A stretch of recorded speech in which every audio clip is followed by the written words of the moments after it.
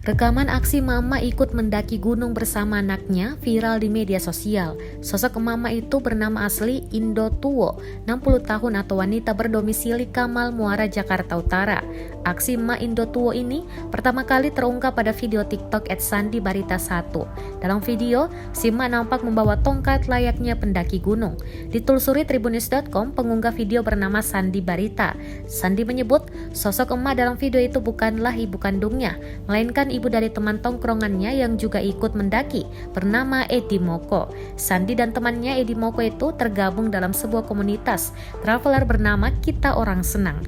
Kegiatan pendakian dilakukan pada 6 hingga 7 November 2021 lalu di Gunung Bismo, Wonosobo, Jawa Tengah.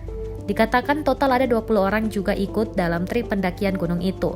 Setelah mendaki, Sandi mengatakan emak Indo Tuwo tak kapok ingin kembali ikut naik gunung. Tentunya jika ingin mendaki lagi, Sandi dan teman-temannya perlu memilih gunung yang tidak berisiko tinggi. Sandi menceritakan emak ikut mendaki gunung atas kemauannya sendiri. Awalnya Sandi dengan kawan komunitasnya berniat mengadakan trip mendaki. Kemudian emak Indo Tuwo ingin ikut menaiki gunung.